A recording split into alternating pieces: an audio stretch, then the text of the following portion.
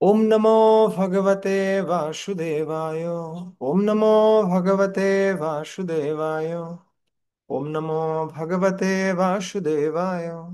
नारायणं नमस्कृत्य नरं चैव नरोत्तमं देवीं सरस्वतीं व्यास ततो जयमुदीरयेत्। मुखं करोति वाचालं पङ्गुं लङ्घयते गिरिं यत्कृपातमहं वन्दे परमानन्दमाधव। श्रीगुरुदिनतारिणे सुचैतन्यश्वरम्। হরে কৃষ্ণ। সমস্ত ভক্তবৃন্দকে আমরা স্বাগত জানাচ্ছি শ্রীমদ্ ভাগবতের এই সুন্দর আলোচনায়। আজকে গণেশ চতুর্থী। তো গণেশ চতুর্থীর এই দিনে সবাই গণেশ পূজা করছে আহ সফল হওয়ার জন্য, সিদ্ধ হওয়ার জন্য। তো গণেশজি সমস্ত মহাভারত রচনায় ব্যাসদেবকে সহায়তা করেছেন এবং অন্যান্য বলি রচনার ক্ষেত্রে, বিশেষ করে লেখালেখির কাজে অনেক সহায়তা করেছেন গণেশজি। তো আজকের দিনে আমরা সৌভাগ্যবান, এই সুযোগটা আমরা প্রাপ্ত হয়েছি ভগবানের মহান ভক্ত গণেশ দেবের কৃপায়। আমরা আজকে শ্রীমদ্ ভাগবতম অধ্যয়ন শুরু করতে যাচ্ছি। আহ সামনে রাধাষ্টমী মহোৎসব কিছুদিন পূর্বে গিয়েছে, জন্মাষ্টমী মহোৎসব, এবং এর মধ্যে অনেক অনেক আহ শ্রীমতী রাধারানীর অনেক সখীদের জন্ম উৎসব রয়েছে। ঠিক যেমনি কয়েকদিন আগে গেল তুঙ্গবিদ্যা দেবীর আবির্ভাব তিথি। তো আমরা বিদ্যা দেবীর কৃপা, গণেশের কৃপা, তারপরে হচ্ছে শ্রীমতী রাধারানীর কৃপা, সবার কৃপা একসাথে সংযুক্ত করে সমস্ত বৈষ্ণবদের পাদপদ্ম বন্দনা করে আজকে আমরা শ্রীমদ্ ভাগবতের প্রথম স্কন্দ শুরু করতে যাচ্ছি। তো আমি আপনাদের কাছে, সবার কাছেই কৃতজ্ঞ, আপনারা আপনাদের সময় বের করে নিয়েছেন শ্রীমদ্ ভাগবত অধ্যয়ন করার জন্য, শ্রীমদ্ ভাগবত শ্রবণ করার জন্য। এবং এই শ্রীমদ্ ভাগবত হচ্ছে সমস্ত জীবের একমাত্র বন্ধু। ঠিক যেমনি বর্ণনা করা আছে কৃষ্ণ হচ্ছেন একমাত্র সুহৃদ, ঠিক একইভাবে ভগবানের অবতার, গ্রন্থ অবতার শ্রীমদ্ ভাগবতম, তিনিও হচ্ছেন জীবের সুহৃদ। ঠিক আছে, আমরা সবচেয়ে ভালো একজন বন্ধু আমরা পেতে যাচ্ছি, তিনি হচ্ছেন শ্রীমদ্ ভাগবতম। ঠিক আছে, তো আমরা ভাগবতম আলোচনা শুরু করার পূর্বে আমরা আহ চেষ্টা করব ভাগবত। রণবীর বাবু, রণবীর বাবু আসছে। আবার একটা ক্লাস। আচ্ছা, রণবীর বাবু, হরে কৃষ্ণ। প্রভু আসেন কি? রণবীর মাধব প্রভু, হরে কৃষ্ণ। প্রভুকে আনমিউট করেন।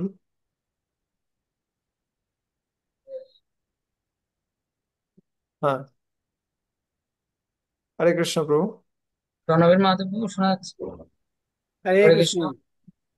হরে কৃষ্ণ। তো আমরা আরো অনেক সৌভাগ্যবান, আমাদের মাঝখানে রণবীর মাধব প্রভু ইউথ ফোরাম পরিচালক এবং আমাদের ইসকন ইউথ ফোরামের যে বুকস সুন্দরভাবে দেখাশোনা করছেন। আমি প্রভুকে রিকোয়েস্ট করবো, প্রভু কিছু বললে আমরা আরো অগ্রসর হতে সুবিধা হবে। হরে কৃষ্ণ প্রভু। তো হরে কৃষ্ণ প্রভু। অজ্ঞানতিমিরান্ধস্য জ্ঞানাঞ্জনশলাকয়া চক্ষুর্মিলিतं येन তস্मै শ্রীগুরবে নমো নমঃ। বিষ্ণুপাদায় কৃষ্ণপৃষ্ঠায় ভূতলে শ্রীমতী জয়পতিতা স্বামী নামে নমাচার্যপদায় নিতাই কৃপাপদায় নমঃ। এখানে অনেক দুষ্ট ভক্তরা আছে এবং সমস্ত ভক্তদের প্রণাম জানাই, কৃতজ্ঞতা জানাই।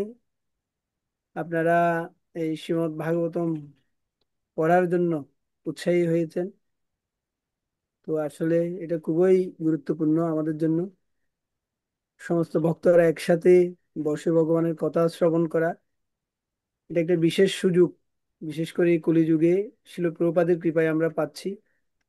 আর বিশেষ করে প্রথম স্কন্ধটা খুবই গুরুত্বপূর্ণ শ্রীমদ্ ভাগবতমের মধ্যে। শিল প্রভুপাদ জানতেন না উনি পুরো সমস্ত ভাগবতম অনুবাদ করে যেতে পারবেন কিনা। এই জন্য তিনি প্রথম স্কন্ধে অনেকগুলো গুরুত্বপূর্ণ বিষয়, টপিক প্রভুপাদ কি করেছেন, বিশেষ করে গৌরক্ষা, শিশু সুরক্ষা, তারপরে এই বিষয়ে অনেকগুলো বিষয়, অনেকগুলো পার্পট, দুর্দান্ত পার্পট আপনারা এই প্রথম স্কন্ধে পাবেন। আর আমাদের বিশেষ সৌভাগ্য যে আহ, গোবর্ধন ইকো ভিলেজ থেকে সদ্য ভাগবতম কমপ্লিট করা রাঘব কীর্তন প্রভুকে আমরা পাচ্ছি। তো উনি ওনার সমস্ত জীবন উৎসর্গ করেছেন কৃষ্ণের সেবার জন্য। এই জন্য ওনাকে আমরা সুস্বাগতম জানাই। আমি ওনার নিকট কৃতজ্ঞতা জানাই যে উনি এই ভাগবতম পড়ানোর জন্য প্রয়াস করছেন। আর আপনাদের প্রতি একটি রিকোয়েস্ট থাকবে, আপনারা এই ভাগবতম অত্যন্ত মনোযোগের সহিত শুনবেন। একটি শ্লোকে আমি পড়ছিলাম শ্রীমদ্ ভাগবতমের তৃতীয় স্কন্ধে, শ্রুতস্য পুংসাম সুচিরসমস্য ননু অঞ্জস্য সুর বিরীত অর্থ তত্তৎ গুণানুশ্রবণম মুকুন্দম পদার বিন্দম হৃদয় সুতেশম। অর্থাৎ ভগবানের কথা পরিশ্রম পূর্বক শুনতে হয় এবং কি করতে হয়, নোট ডাউন করতে হয়। তাহলে এখান থেকে আমরা অনেক লাভ উঠাতে পারি যদি আমরা পরিশ্রম পূর্বক শুনি। আর একটা হচ্ছে, আমাদের শ্রবণটা হবে প্রতিরোধবিহীন। যদি আমরা জুমে শুনছি, যদি যাদের সাউন্ড ছোট তারা বড় সাউন্ড ব্যবহার করতে পারেন। কতগুলো ছোট ছোট কতগুলো বড় এরিয়া সাউন্ড পাওয়া যায়, ওগুলো ব্যবহার করে আপনারা ভালোভাবে শুনতে পারেন। তো এটা খুবই গুরুত্বপূর্ণ। ভগবানের কথা শোনার ক্ষেত্রে আমাদের খুব মনোযোগী হতে হবে।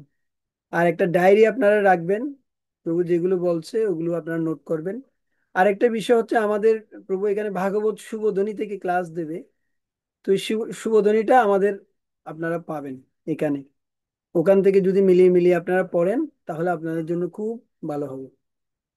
একটা বিষয় বলেছি আমি, আপনারা নোট ডাউন করবেন আর সময় মতো ক্লাসে থাকবেন। অনেকে দেখা যায় অনেক দেরি করে ঢুকে। আমি বলতে চাই, গুরু মহারাজের মুখ থেকে শুনছিলাম যে সিনেমার যদি 20 মিনিট পর থেকে শুনে দেখেন, তাহলে কিছু বোঝা যাবে সিনেমা, ধরা যাবে না, মনে হবে যে এটা কি দেখাচ্ছে, এটা তো মিলছে না। কারণ আপনি 20 মিনিট পরে সিনেমার হলে ঢুকেছেন। তো তেমনি এখানে যদি আপনি যথাসময়ে মঙ্গলাচরণটাও গুরুত্বপূর্ণ, ওম নমঃ ভগবতে বাসুদেবায় মন্ত্রটাও গুরুত্বপূর্ণ প্রত্যেকটি ভাগবতমের। তো টাইমলি আপনারা জয়েন করবেন। যেহেতু প্রভু অনেক কষ্ট করে পরিশ্রম পূর্বক নোট তৈরি করে ক্লাস দেবে, আপনারাও পরিশ্রম পূর্বক শুনবেন। তাহলে দুজনের কম্বিনেশনে এটা একটা সুন্দর রূপ দান করবে এবং আপনারা ভাগবতম ভালোভাবে বুঝতে পারবেন। আমি রাধা মাধব, জগন্নাথ বলদেব, সুভদ্রা মহারানী, গণ্ডিতা এর চরণে প্রার্থনা করব যাতে আপনারা ভাগবতম উপলব্ধি করতে পারেন। যেভাবে ব্যাসদেবের কাছ থেকে শুকদেব গোস্বামী শুনেছেন, না, এইভাবে নারদ মুনির কাছ থেকে প্রহ্লাদ মহারাজ, ধ্রুব মহারাজ এরা শুনেছে। তো এইভাবে আমরা পরম্পরাক্রমে শ্রীমদ্ ভাগবতম পাচ্ছি। এটা আমাদের বিশেষ সৌভাগ্য। এখানে অনেকাংশে যুক্ত হয়েছেন আপনারা, প্রায় এখানে 68টি আইডি দেখা যাচ্ছে। এর মধ্যে অনেকেই দুইজন দুইজন করেও বসেছে দেখা যাচ্ছে। তো আমরা আশা করবো আপনারা, আমি আর বেশি বলছি না, প্রভু ক্লাস শুরু করবে। অলরেডি ক্লাস শুরু করে দিয়েছে, আমি একটু লেট করে ঢুকেছি, এই জন্য ক্ষমা চাইছি। হরে কৃষ্ণ। ধন্যবাদ রায় কীর্তন প্রভু। হরে কৃষ্ণ প্রভু। ধন্যবাদ সুরেশ্বর মাধব আমরা প্রভু। কৃতজ্ঞ আপনার প্রতি। আপনার অনুপ্রেরণায় আমরা এগিয়ে যেতে পারছি, এবং আমি এখনো মনে করি বয়স জীবনের প্রথম থেকে আপনি আমার যত্ন নিচ্ছিলেন, এবং এটার কারণে হয়তো এতটুকু পর্যন্ত আমরা এগিয়ে আসতে পেরেছি এবং শ্রীমদ্ ভাগবত অধ্যয়ন করার সুযোগ পেয়েছি। তো এটা সমস্ত বৈষ্ণবদের আশীর্বাদ, আপনাদের আশীর্বাদ। আমরা কৃতজ্ঞ আপনার প্রতি। হরে কৃষ্ণ। হরে কৃষ্ণ। হরে কৃষ্ণ। তো অসংখ্য আমরা ধন্যবাদ। আহ শ্রীমদ্ ভাগবতমের প্রবেশ করার পূর্বে আমরা শ্রীমদ্ ভাগবতমের মহিমা শ্রবণ করতে পারি। তার মাধ্যমে আমরা কি করতে পারবো, আমরা ভাগবতমকে আরো গুরুত্বের সাথে গ্রহণ করতে পারবো। ঠিক আছে। ওকে।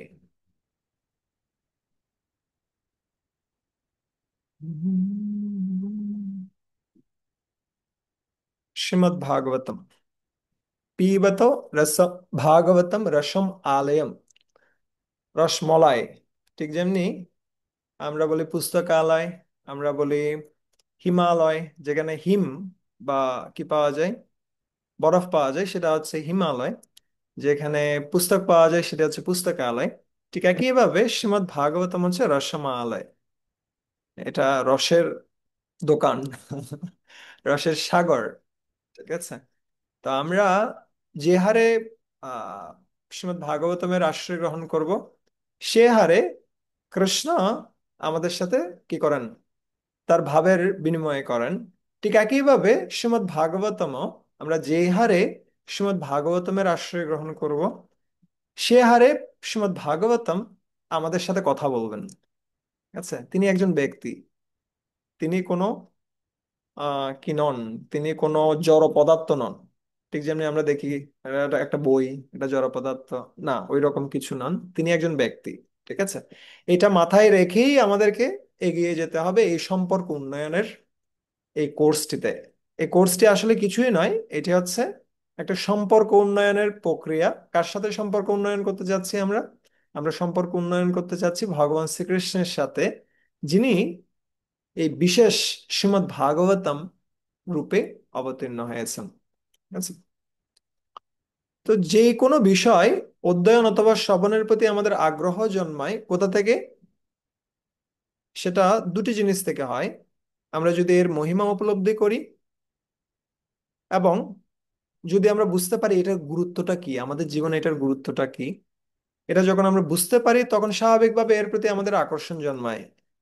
ঠিক যেমনটা, যদি এমনটা হয়, কাউকে বলা হয় যে আহ কারো কি হয়েছে, হার্ট অ্যাটাক হয়েছে, স্বাভাবিকভাবে ওর কি মনে হবে, না আমার এমন একজন ডাক্তারের কাছে যেতে হবে যে আমার রোগটা সারাতে পারে।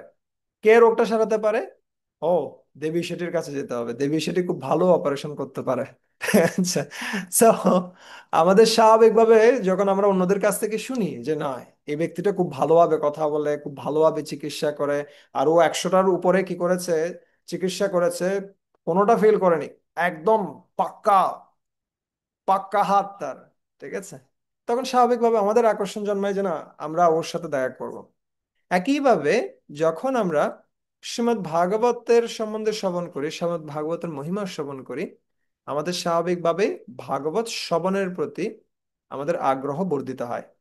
ঠিক আছে। আর যখন আমরা বুঝতে পারি এর প্রায়োগিক ক্ষেত্রটা কি, এটা শুধুমাত্র একটি গ্রন্থ নয় যা আমরা পড়বো আর ভুলে যাব। অথবা এমন হয় ইউনিভার্সিটিতে আমরা 100টা বই পড়েছি, কি যে পড়েছি, সব এখান দিয়ে ঢুকেছে এখান দিয়ে বের হয়ে গেছে, অথবা পরীক্ষায় লিখেছি শেষ গণ, এটাকে আর জীবনে প্রয়োগ করার মতো কিছু আমরা খুঁজে পাইনি। কিন্তু এই শ্রীমদ্ ভাগবতম আমাদের জীবনকে পরিবর্তন করে দিতে পারে। প্রত্যেকটা পদক্ষেপে আমাদের আচরণ কেমন হওয়া উচিত, আমাদের কথা কেমন হওয়া উচিত, আমাদের কি রকম মনোভাব নিয়ে সমস্ত কর্ম করা উচিত, সবকিছু আমরা শিখতে পারি কোথা থেকে? শ্রীমদ্ ভাগবতম থেকে। ঠিক আছে। তাই এই দুটি জিনিস যদি আমরা বারবার করে উপলব্ধি করার চেষ্টা করি, বারবার করে আমাদেরকে মনে করিয়ে দিই এই শ্রীমদ্ ভাগবতম কত মহৎ, ভাগবত অধ্যয়ন কত মহৎ, এবং এই শ্রীমদ্ ভাগবতম কিভাবে আমাদের জীবনকে পরিবর্তিত করতে পারে, সেটা যত বেশি আমরা নিজেদেরকে স্মরণ করিয়ে দেব, তত বেশি আমরা শ্রীমদ্ ভাগবতমের আশ্রয়ে থাকতে পারবো। আমরা কখনো ভাগবতম থেকে দূরে সরে যাব না। ঠিক আছে। ঠিক যেমনটা আপনার হাতে যদি, আপনার কাছে যদি কোনো একটা কি রয়েছে, স্বর্ণের অলংকার রয়েছে এবং আপনি জানেন দিন দিন স্বর্ণের অলংকারের কি বাড়ছে, স্বর্ণের দাম বাড়ছে, আপনি কি স্বর্ণের অলংকারটা যেখানে সেখানে রেখে দিবেন? না, আপনি খুব যত্ন সহকারে রাখবেন, না এটার দাম বাড়ছে, আগামী দিনে এটা, এখন স্বর্ণের বড়ি কত, 60,000, সামনের দিনে 80, সামনের দিনে 1 লক্ষ। অনেকে আবার পরেই না, খুব যত্ন সহকারে রেখে দেয় স্বর্ণের নেকলেস। কেন? চোর বদমাইশ নিয়ে যাবে। ঠিক একইভাবে অনেক ভক্ত আছে, তারা শ্রীমদ্ ভাগবতমের দাম সামনে বাড়বে বলে শ্রীমদ্ ভাগবতম আর পড়ে না। ভাগবতম যেরকম কিনেছে ওরকম ওরা রেখে দেয়। ঠিক আছে। সামনে দাম বাড়বে, ঠিক যেমনি স্বর্ণের দাম বাড়ছে, ঠিক একইভাবে ভাগবতমের দাম বাড়বে। ঠিক আছে। তো ওরা প্যাকেটটা পর্যন্ত আর খুলে না, প্লাস্টিকের মলাট যেটা আছে প্লাস্টিকের মলাটেই থাকে। আমাদের যেন সেরকম না হয়, আমরা যেন এই শ্রীমদ্ ভাগবতমকে আমাদের নিত্য সঙ্গী করতে পারি। একবার একজন মহারাজ, তিনি একটা মন্দিরে গিয়েছেন, ব্রহ্মচারীদেরকে ক্লাস দিচ্ছিলেন। ক্লাসের সময় মহারাজ হঠাৎ করে বলে ওঠেন যে তোমরা সবাই বিয়ে করো। এই কথা শুনে সব ব্রহ্মচারীরা হা হয়ে গেছে, কি বলে মহারাজ, থাকাচ্ছে মহারাজের দিকে। মহারাজ কি বলেছেন? আবার মহারাজ বলছেন, তোমরা সবাই বিয়ে করো। বিশ্বাস করতে পারছে না যে ব্রহ্মচারীদেরকে ক্লাস দিচ্ছে আর মহারাজ বলছেন কি তোমরা সবাই বিয়ে করো। তৃতীয়বার মহারাজ বলছেন তোমরা সবাই বিয়ে করো। সব ব্রহ্মচারীরা হা হয়ে তাকিয়ে আছে মহারাজের দিকে, কি বলছেন মহারাজ। তারপরে মহারাজ বলছেন শ্রীমদ্ ভাগবতমকে বিয়ে করো। কাকে বিয়ে করো? শ্রীমদ্ ভাগবতমকে। ঠিক যেমনি আমরা যারা বিবাহিত ব্যক্তি রয়েছেন তাদের সবাই, তাদের সবসময় স্ত্রীকে সাথে নিয়ে যেতে হয়। ঠিক একইভাবে আমাদের কি করা উচিত? শ্রীমদ্ ভাগবতমকে সঙ্গী করা উচিত এবং সাথে সাথে সবসময় রাখা উচিত। যখনই সুযোগ পাচ্ছি আমরা যেন শ্রীমদ্ ভাগবতের আশ্রয় গ্রহণ করি। আর এইভাবে আমরা কি হতে পারবো? আমরা শ্রীমদ্ ভাগবতমের আহ শ্রীমদ্ ভাগবত অধ্যয়নের প্রতি আমরা আসক্ত হতে পারবো। ঠিক আছে? তো ভগবান শ্রীকৃষ্ণ তিনি কি করেছেন? তিনি কংসের কারাগারে অবতীর্ণ হয়েছেন এবং তিনি সেই সময়টিতে আহ দেবকী বসুদেব উভয়কে তার যে স্বরূপ সেটা প্রদর্শন করেছেন। তারপরে তিনি কোথায় চলে গেলেন? তারপরে তিনি গোকুল বৃন্দাবনে চলে গেলেন। সেখানে তিনি বিভিন্ন প্রকার লীলাবিলাস করলেন। আহ পুতনা বধ, অকাসুর বধ, বকাসুর বধ, সমস্ত লীলাসমূহ এত আকর্ষণীয়, সকলের মনকে আকর্ষণ করে মুহূর্তের মধ্যে। ভগবান শ্রীকৃষ্ণের এই সমস্ত লীলাসমূহ। তারপরে তিনি কি করলেন? বৃন্দাবনের লীলা সমাপ্ত করে তিনি মথুরায় গমন করলেন। সেখান থেকে তিনি দ্বারকায় গমন করলেন এবং পরবর্তীতে তিনি কুরুক্ষেত্রের যুদ্ধক্ষেত্রে ভগবান শ্রীকৃষ্ণ অর্জুনকে শিক্ষা প্রদান করেন। সেটা হচ্ছে কি? ভগবদ গীতা। আহ, আমরা ভগবদ গীতা ইতিমধ্যে অধ্যয়ন করেছি। আমরা আশা করছি যারা যারা এখানে জয়েন করেছেন তারা সবাই অ্যাটলিস্ট একবার কি করেছেন? ভগবদ গীতা শেষ করেছেন। ঠিক আছে? সালোকিত শিক্ষা প্রদান করেছেন। এবং এরপরে ব্রহ্মাজি সহ অন্যান্য দেবতারা তারা সবাই এসে ভগবানের কাছে প্রার্থনা করলেন, হে ভগবান, আপনি যে উদ্দেশ্য নিয়ে এই জগতে অবতীর্ণ হয়েছিলেন সেই উদ্দেশ্য সফল হয়েছে। এখন আপনি আপনার ধামে প্রত্যাবর্তন করতে পারেন। এবং এই কথা শুনে ভগবান শ্রীকৃষ্ণ একটি বিভ্রান্তির সৃষ্টি করলেন। সেটা হচ্ছে কি? তিনি সমস্ত যাদবদেরকে আগে পাঠিয়ে দিলেন। তারপরে তিনি একটি বিভ্রান্তি সৃষ্টি করেছেন কাদের জন্য? যারা বিভ্রান্ত হতে চায়, যারা ভগবান শ্রীকৃষ্ণের রূপকে বিশ্বাস করে না, সে সমস্ত নরাধমদের জন্য তিনি এমন একটা ব্যবস্থা রাখলেন যাতে করে তারা আরো বেশি মোহিত হতে পারে। তাই ভগবানের আবির্ভাব যেমনি রহস্যজনক, আহ তিনি গোকুল বৃন্দাবনে জন্মগ্রহণ করেছেন, আবার সেই সাথে তিনি কোথায় জন্মগ্রহণ করেছেন? তিনি মথুরার কারাগারে জন্মগ্রহণ করেছেন। ঠিক একইভাবে ভগবানের তিরোভাবও হচ্ছে রহস্যজনক। ঠিক আছে? এই রহস্য কে ভেদ করতে পারেন? যিনি ভগবানের ভক্ত, তিনি শুধুমাত্র এই রহস্য ভেদ করতে পারেন। এই জন্য ভক্তা মাম অভিজানাতি, ভক্ত জানতে পারেন। এভাবে ভগবান শ্রীকৃষ্ণ এই জগৎ থেকে তিনি তার স্বীয় ধামে প্রত্যাবর্তন করলেন। আর যখন তিনি প্রত্যাবর্তন করলেন সেই সময়টিতে এই বিশেষ গ্রন্থ, বিশেষ অবতার, আহ ভগবান শ্রীকৃষ্ণের বিশেষ অবতার শ্রীমদ্ ভাগবতম আবির্ভূত হয়েছে। কৃষ্ণ সদামোপগতে ধর্মো জ্ঞানাদিবিশঃ কলো নষ্ট দৃশামেশ পুরাণ অর্ক উদিতা। কৃষ্ণ সদামোপগতে, কৃষ্ণ যখন তার ধামে প্রত্যাবর্তন করলেন সাথে সাথে তিনি সবকিছু সাথে নিয়ে গেলেন। কি কি নিয়ে গেলেন? ধর্ম, জ্ঞান, আদিবি, আর যা যা কিছু রয়েছে, যতগুলো সব গুণাবলী রয়েছে সমস্ত কিছু তার সাথে তার ধামে প্রত্যাবর্তন করলাম। এবং এর ফলে কি হয়ে গেল? কলিযুগের আবির্ভাব হলো এবং কলিযুগের প্রভাবে সকলের দৃষ্টিশক্তি নষ্ট হয়ে গেছে। কলো নষ্ট দৃশাম এইসা। ঠিক যেমনি আমার দৃষ্টিশক্তি ক্ষীণ হয়ে গেছে, তাই 10 চশমার প্রয়োজন হচ্ছে, তাই না? চশমা, যদি দৃষ্টিশক্তি ভালো থাকতো তাহলে চশমার প্রয়োজন ছিল না, তাই না? নষ্ট হচ্ছে। আর কলিযুগের প্রভাবে একদম প্রায় নষ্ট হয়ে গেছে। কি নষ্ট হয়ে গেছে? দৃষ্টি নষ্ট হয়ে গেছে। দৃষ্টি মানে শুধুমাত্র দেখা নয়। দৃষ্টি মানে কি? দৃষ্টি মানে হচ্ছে কি? ভালো এবং খারাপের মধ্যে পার্থক্য নিরূপণ করা। দৃষ্টি মানে হচ্ছে কোনটি শাস্ত্র অনুযায়ী কার্য হচ্ছে, কোনটি শাস্ত্র বিরুদ্ধ কার্য হচ্ছে সেটা বুঝতে পারা, বিচার বুদ্ধি বিবেক এই সমস্ত কিছু সম্পূর্ণরূপে লোপ পেয়েছে, এবং মানুষের সমস্ত সদ্গুণাবলী নষ্ট হয়ে গেছে। এভাবে তাদের চক্ষু নষ্ট হয়ে গেছে, তাদের দৃষ্টি নষ্ট হয়ে গেছে। তাই তাদের দৃষ্টিকে ঠিক করার জন্য, তাদের অন্ধকার রাচ্ছন্ন যে চক্ষু, সেখানে আলো দেখানোর জন্য কে আসছে? পুরাণ অর্ক, অধুনা উদিত। এই শ্রীমৎ ভাগবতম পুরাণ রূপী অর্ক। অর্ক মানে হচ্ছে কি? অর্ক মানে হচ্ছে সূর্য। ঠিক আছে? এই সূর্য অধুনা, ইদানিং, যদিও এই শ্রীমৎ ভাগবতম আহ কি সনাতন, চিরন্তন, তথাপি এই ভাগবতমের জ্ঞান কি হয়, বিভিন্ন সময় লোপ পায়, আবার সেটা স্থাপিত হয় পরম্পরার মাধ্যমে। অধুনা উদিত। কেউ একজন বলতে পারে যে এটা তো অনেক পুরনো, 5,000 বছর পুরনো বা অনেক পুরনো, এখন আমার কি কাজে লাগবে? না, শ্রীমদ্ ভাগবতম সবসময় আমাদেরকে সাহায্য করতে পারে। ঠিক যেমনি সূর্য, আমরা কি কখনো বলি সূর্য অনেক দিন ধরে উঠছে, এখন আর সূর্যের প্রয়োজন নেই? আরে বাপ, অনেক দিন ধরে উঠছিস, আজকে একটু ঘুমা। না, আমরা বলি না। আমাদের সবসময় সূর্যের প্রয়োজন। পূর্বে যেমনি আমাদের সূর্যের প্রয়োজন ছিল, এখন যেমনি আমাদের সূর্যের প্রয়োজন আছে, এবং ভবিষ্যতেও আমাদের সূর্যের প্রয়োজন রয়েছে। সূর্য কি করে? সূর্য সমস্ত ময়লা আবর্জনা থেকে তাদের যে দূষিত গুণাবলী রয়েছে সেগুলোকে ধ্বংস করে, এমনকি মলমূত্রকেও সারে পরিণত করে। সেটা হচ্ছে সূর্যের কাজ। ঠিক একইভাবে এই পুরাণ অর্ক, পুরাণ রূপে এই শ্রীমদ্ ভাগবতম পুরাণ রূপী সূর্য, সেটা শুধুমাত্র বাইরের জগৎকে আলোকিত করে না। সূর্য বাইরের জগৎকে আলোকিত করতে পারে, কিন্তু সূর্য আমাদের হৃদয়কে আলোকিত করতে পারে না। কিন্তু এই পুরাণ রূপী সূর্য, এই শ্রীমদ্ ভাগবতম রূপী সূর্য কি করতে পারে? আমাদের হৃদয়কে আলোকিত করতে পারে। আমাদের যে সমস্ত খারাপ গুণাবলী রয়েছে, আমাদের যে সমস্ত অনর্থ রয়েছে, সেটাকে মুহূর্তের মধ্যে ধ্বংস করতে পারে।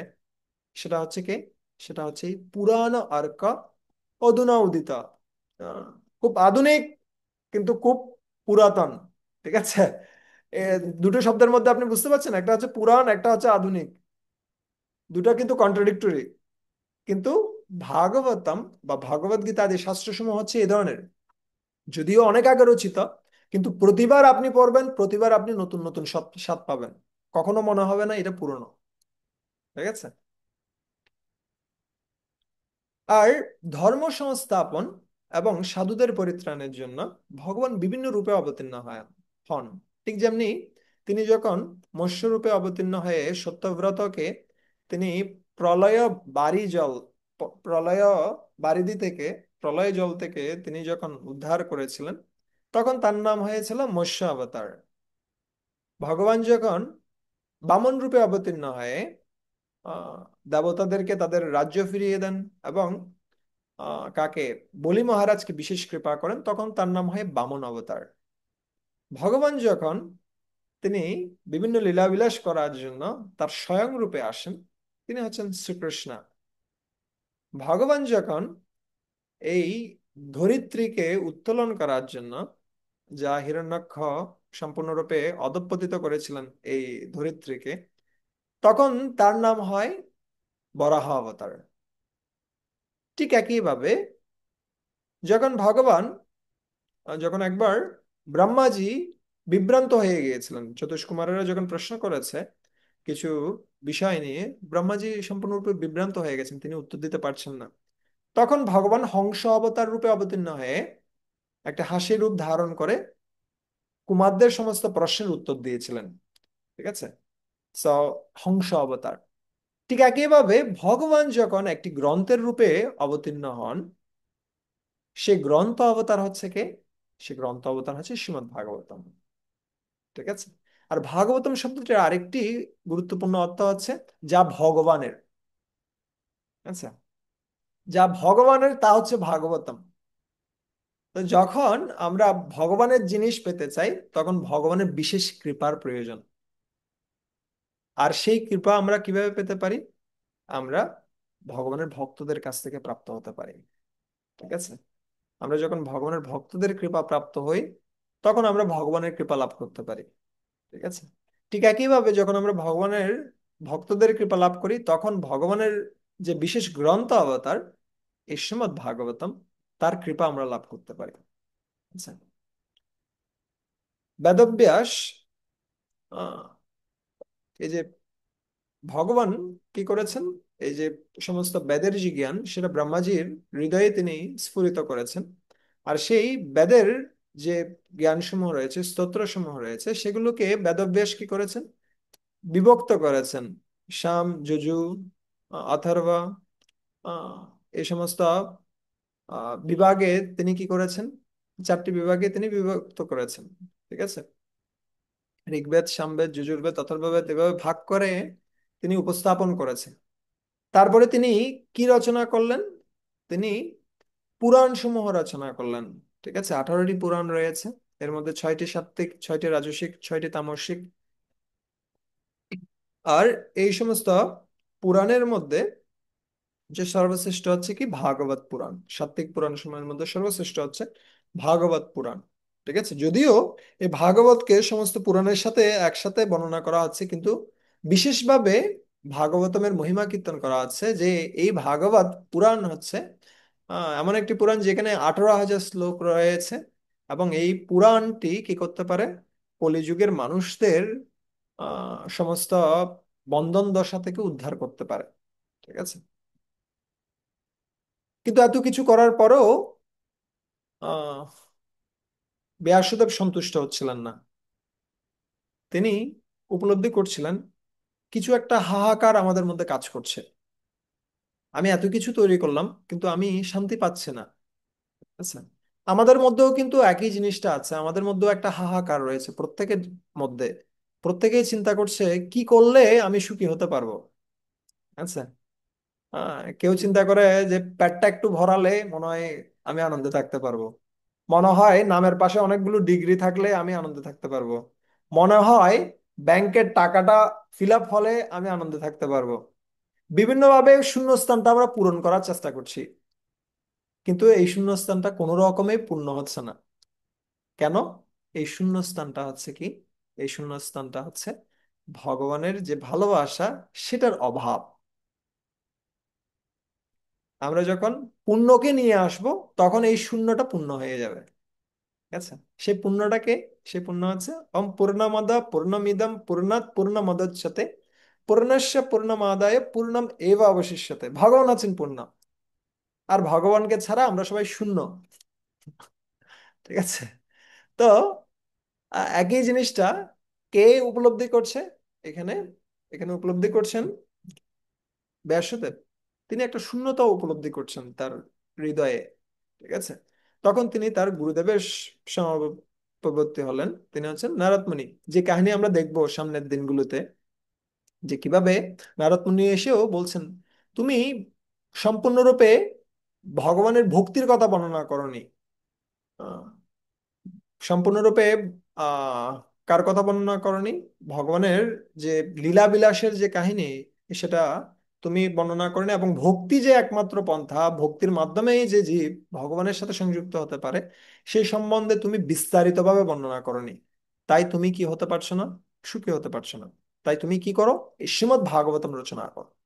এভাবে নারদ মুনির আদেশে তার শিষ্য ব্যাসদেব এই শ্রীমদ্ ভাগবতম রচনা করেছিলেন, এবং তিনি সন্তুষ্ট হয়েছিলেন। আমরা কিছুক্ষণ পরে সেই শ্লোকটাও দেখবো কিভাবে নারদ মুনি নারদ মুনির কৃপায় যখন ব্যাসদেব এই শাস্ত্র রচনা করলেন তখন তিনি সন্তুষ্ট হলেন। তো এই ভক্ত, ভগবান, ভক্তি, এই সমস্ত বিষয়গুলো সব একটার সাথে একটা সম্পর্কিত। ঠিক আছে, আর এই শ্রীমদ্ ভাগবতম কি করতে পারে, এই শ্রীমদ্ ভাগবতম জীবের সমস্ত দুর্দশার সমাপ্তি ঘটাতে পারে। অনর্থ উপশমম সাক্ষাৎ ভক্তি যোগম অদক্ষজে লোকস্য জনতো বিদ্যংশ চক্রে সত্তত সংহিতম। অনর্থ উপশমম, উপশম মানে হচ্ছে কি মেডিসিন। ঠিক আছে, আমরা আহ যখন কোনো রোগ হয় তখন আমরা কার কাছে যাই, ডাক্তারের কাছে যাই। সো অনর্থ, আমাদের যত সমস্ত খারাপ অভ্যাসগুলো রয়েছে এগুলোকে বর্ণনা করা হচ্ছে অনর্থ। ঠিক আছে, সো এই অনর্থ রূপী রোগের ঔষধ হচ্ছে কি, ঔষধ হচ্ছে এই ভক্তিযোগ। অনর্থ উপশমম সাক্ষাৎ ভক্তি যোগম আদর্শজে। ভগবানের প্রতি ভক্তি করলেই আমাদের এই সমস্ত অনর্থগুলো কি হতে পারে, দূরীভূত হতে পারে। তাই মেডিসিনটা হচ্ছে কি ভক্তিযোগ। কিন্তু মানুষ সেটা জানে না। লোকস্য অজানত, মানুষ জানে না যে ভক্তি করলে, খুব সিম্পল ভক্তি করলেই মানুষ কি হতে পারে, মানুষ সমস্ত দুঃখ দুর্দশা থেকে মুক্ত হতে পারে। কিন্তু মানুষ এটা জানে না। তাই কি করছেন, বিদ্যাংশ চক্রে সাত্যত সংহিতম।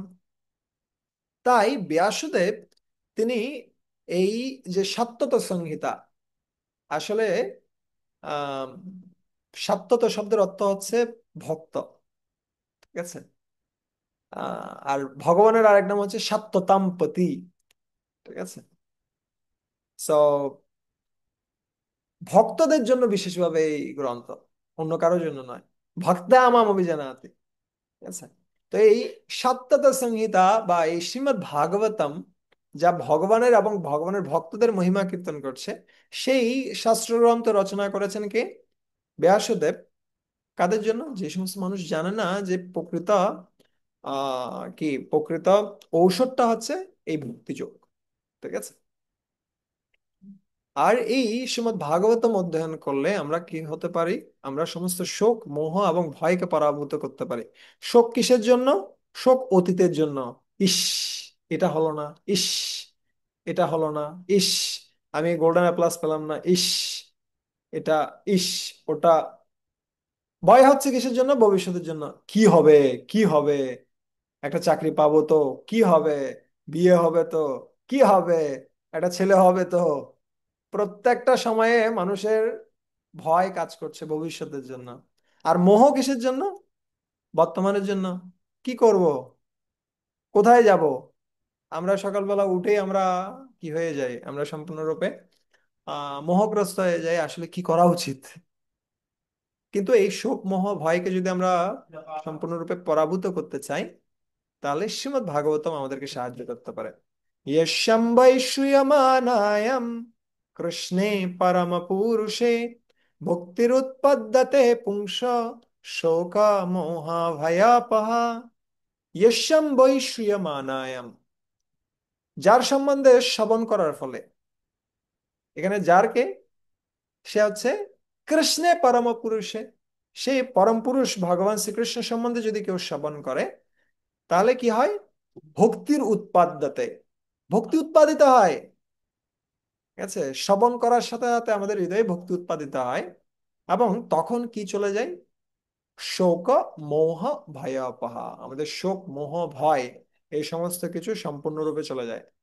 ঠিক আছে, আমরা স্থির হতে পারি, আহ, ভক্তিতে স্থির হতে পারি, আমরা ভগবানের সেবায় স্থির হতে পারি।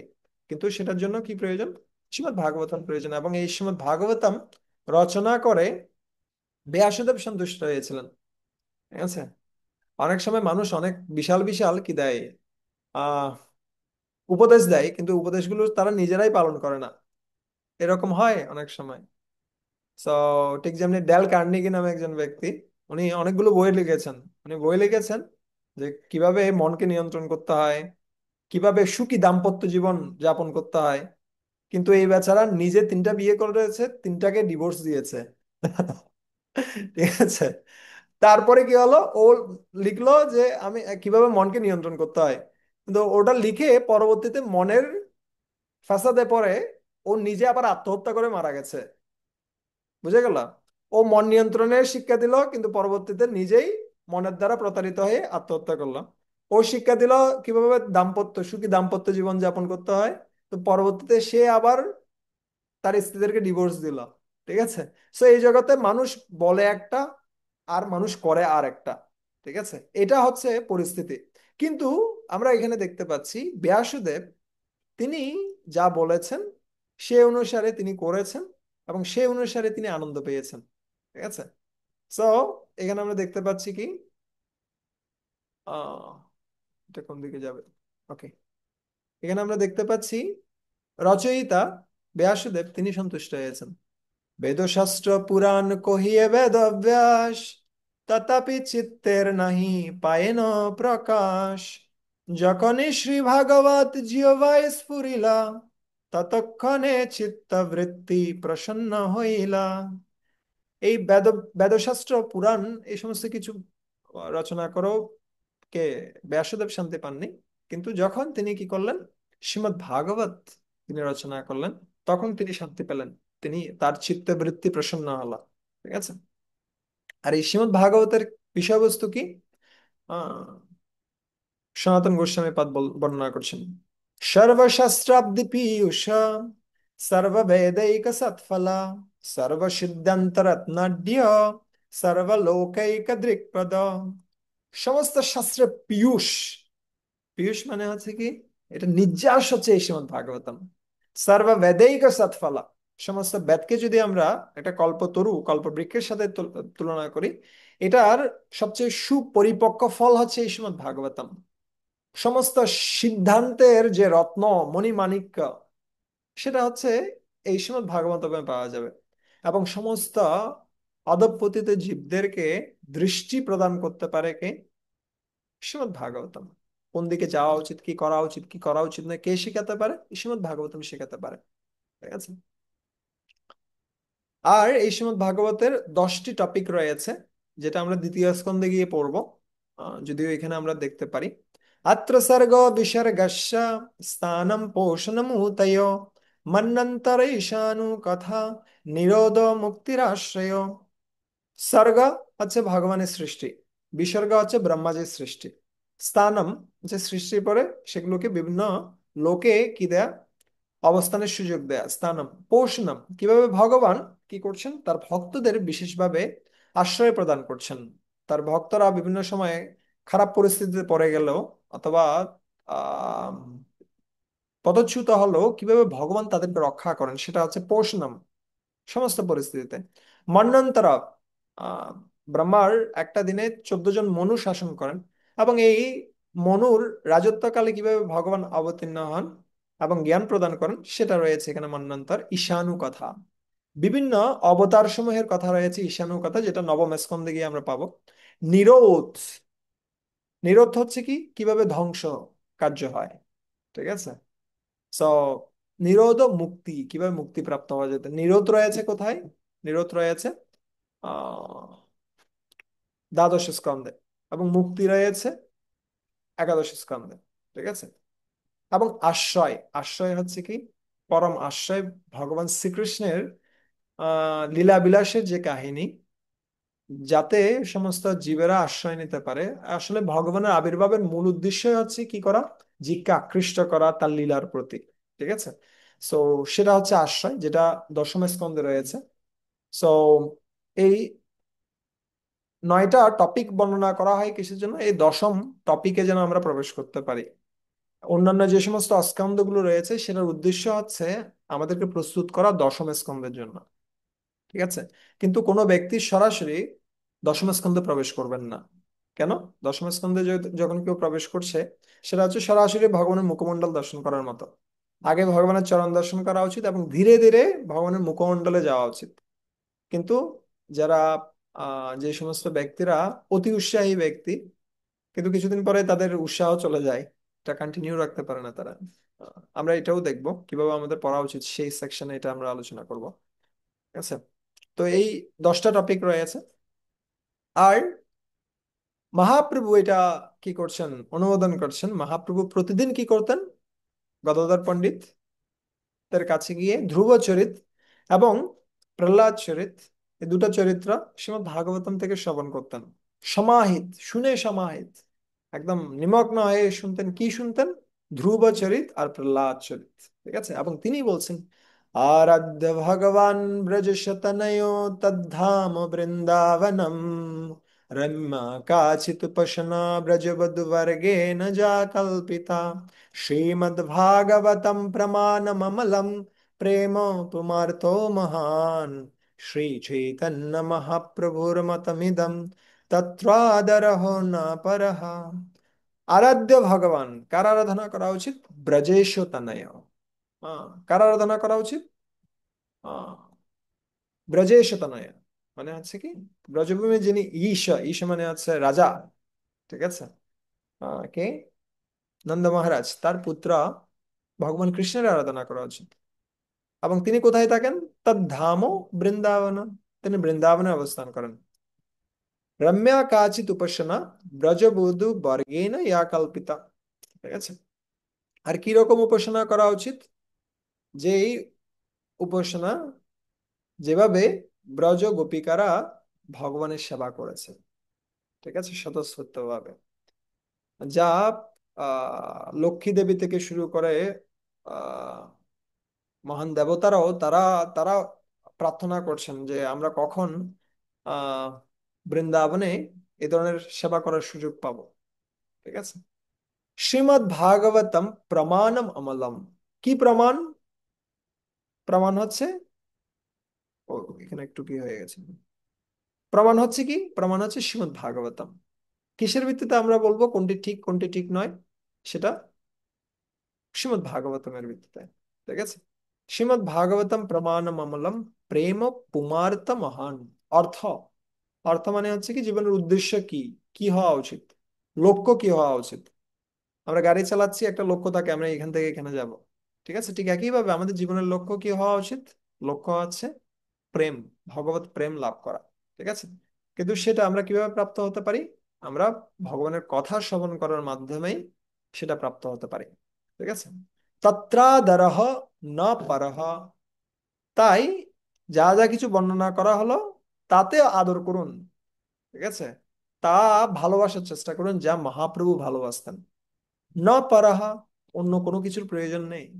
যদি কেউ এই সমস্ত বিষয়গুলো, ভগবান শ্রীকৃষ্ণের পূজা করে, তার ধাম বৃন্দাবনের কথা স্মরণ করে, ভ্রমণ করে, তারপরে হচ্ছে কি আহ ব্রজগোপিকাদের অনুসরণ করে, ভগবানের সেবা করার প্রচেষ্টা করে, শ্রীমদ্ ভাগবতম অধ্যয়ন করে। ঠিক আছে। আর লক্ষ্য অন্য কিছু নয়, লক্ষ্য স্বর্গ প্রাপ্তি নয়, লক্ষ্য মোক্ষ প্রাপ্তি নয়, লক্ষ্য হচ্ছে কি প্রেম। এই সমস্ত বিষয়ে যারা দৃঢ় সংকল্পবদ্ধ তারা মহাপ্রভুর কৃপা প্রাপ্ত হতে পারে। আচ্ছা। আর মহাপ্রভু নিজেও বলছেন কি, আহ তিনি 64টা অঙ্গ প্রদান করেছেন যখন কার সাথে কথা হচ্ছে? সনাতন গোস্বামীর সাথে। 64টা অঙ্গ বর্ণনা করার পরে সেখান থেকে তিনি 5টা অঙ্গকে বিশেষ গুরুত্ব প্রদান করছেন। কি কি সেগুলো? সাধু সঙ্গ নাম কীর্তন ভাগবত শ্রবণ মথুরাবাস শ্রীমূর্তির শ্রদ্ধায় সেবন। ঠিক আছে। সাধু সঙ্গ নাম কীর্তন ভাগবত শ্রবণ আর মথুরাবাস শ্রীমূর্তির শ্রদ্ধায় সেবন। এই 5টা অঙ্গ যদি কেউ ঠিক মতো করে তাহলে সে অবশ্যই কি প্রাপ্ত হবে? সে কৃষ্ণ প্রেম প্রাপ্ত হবে। যদি এমনকি একটাও করে সামান্য পরিমাণে, এখানে বর্ণনা করা আছে সকল সাধন শ্রেষ্ঠ এই পঞ্চ অঙ্গ, কৃষ্ণ প্রেম জন্মায় এই পাঁচের অল্প সঙ্গ। এই 5টা অঙ্গ হচ্ছে সমস্ত সাধনের মধ্যে শ্রেষ্ঠ, সকল সাধন শ্রেষ্ঠ এই পঞ্চ অঙ্গ। কৃষ্ণ প্রেম জন্মায় দেহ এই জন্মায় এই পাঁচের অল্প সঙ্গ। অল্প সঙ্গ যদি কেউ প্রাপ্ত হয় তাহলে কি হয়ে যাবে? আহ সম্পূর্ণরূপে কৃষ্ণ প্রেম সে সে প্রাপ্ত হতে পারে। ঠিক আছে। তার মধ্যে একটি হচ্ছে কি এই শ্রীমদ্ ভাগবতম। ঠিক আছে। আর ভাগবতমের শুরুতেও ভাগবতম মহিমা কীর্তন করা হচ্ছে, যেটা আমরা আগামী দিন দেখবো, আজকে দেখবো না। আর ভাগবতমের শেষেও কি করা হচ্ছে? ভাগবতমের মহিমা বর্ণনা করা হচ্ছে। শ্রীমদ্ ভাগবতম পুরাণম অমলম যদ বৈষ্ণবানাম প্রিয়ম यस्मिन् पारमहंसमेकम् अमलं ज्ञानं परं गीयते तत्र ज्ञानविरागभक्तिसहितं नैष्कर्म्यमभिष्कृतं तत्शृण्वन् सुपठन् विचारन् परो भक्त्या विमुच्यन्नरो। শ্রীমদ্ ভাগবতম পুরাণম অমলম, অমল পুরাণ এটি। এখানে কর্ম জ্ঞান যোগ প্রবৃত্তির যে মল, সেটা যে কলুষতা, এই কোনো কিছু এখানে নেই। এটা সম্পূর্ণরূপে শুদ্ধ কৃষ্ণ ভক্তির কথা বর্ণনা করা আছে, যা বৈষ্ণবদের অত্যন্ত প্রিয়। ইয়াদ বৈষ্ণবানাম প্রিয়ম, যা বৈষ্ণবদের অত্যন্ত প্রিয়। यस्मिन् পারমহংসমেকম অমলম, যারা পরমহংস, যারা মহাত্মারা রয়েছেন, যারা সম্পূর্ণরূপে ভগবানে আকৃষ্ট, তাদের তাদের জন্য এটা হচ্ছে আনন্দের বিষয়। পারমহংসমেকম অমলম জ্ঞানম পরম গীয়তে। এবং এই ভাগবতমে কি রয়েছে? পরম জ্ঞান নিয়ে বর্ণনা করা হচ্ছে। আপেক্ষিক সত্য নিয়ে আলোচনা করা হচ্ছে না, এখানে হচ্ছে পরম সত্য নিয়ে আলোচনা করা হচ্ছে। তত্র জ্ঞান বিরাগ ভক্তি সহিতম নৈষ্কর্মম আবিষ্কৃতম। সো এখানে কি রয়েছে, জনয়তি আশু বৈরাগ্য জ্ঞানম চ ইয়ৎ অহেতুকম। যখন এই শ্রীমদ্ ভাগবতমের আলোচনা হচ্ছে তখন ভক্তি আবির্ভূত হচ্ছে, এবং সেই সাথে স্বাভাবিকভাবে জ্ঞান এবং বৈরাগ্য, যা ভক্তিদেবের দুই পুত্র, এরাও স্বাভাবিকভাবে সেখানে চলে আসে। এটার জন্য আলাদা প্রচেষ্টা করতে হয় না। জ্ঞান বিরাগ ভক্তি, ঠিক আছে। এখন আমাদের কি করা উচিত? তৎসিন্নন, তার শোনার চেষ্টা করা উচিত। সুপঠন, খুব ভালোভাবে অধ্যয়ন করা উচিত। পড়া উচিত বলছে না এখানে, সুপঠন। পঠন, সুপঠন, ঠিক আছে। আমাদের নিউজ পেপার আমরা পড়ি, আর গ্রন্থ অধ্যয়ন করি, খুব ভালোভাবে নোট করা, খুব ভালোভাবে অধ্যয়ন করার প্রচেষ্টা করা। এখানেও সুপঠন, খুব ভালোভাবে অধ্যয়ন করার প্রচেষ্টা করা উচিত। এবং তারপরে কি করা উচিত? তারপরে নোটটা বন্ধ করে দিয়ে, ভাগবতমটা বন্ধ করে দিয়ে ঘুমানো উচিত না। বলছে বিচারে না পড়ো, খুব ভালোভাবে বিচার করা উচিত। এখানে আজকে শিলা প্রভুপাদ আমাকে কি বলছেন, আমাকে কি নির্দেশ দিচ্ছেন, ভগবান শ্রীকৃষ্ণ আমাকে কি নির্দেশ দিচ্ছেন, আমি কুন্তী মহারানী থেকে আজকে কি শিখলাম, আমি আজকে ধ্রুব মহারাজ থেকে কি শিখলাম। যখন আমরা পড়বো তখন আমাদের এটা বিচার করা উচিত, কি শিখলাম। বিচার না পড়ো ভক্ত্যা বিমুচ্যেন্নরঃ। এবং এভাবে ভক্তি সহকারে যখন আহ কোনো ভক্ত কি করেন, শ্রীমদ্ ভাগবতম অধ্যয়ন করেন, তখন সে সম্পূর্ণরূপে কি হতে পারে, বিমুচ্ছেন, সম্পূর্ণরূপে মুক্ত হতে পারে, ঠিক আছে।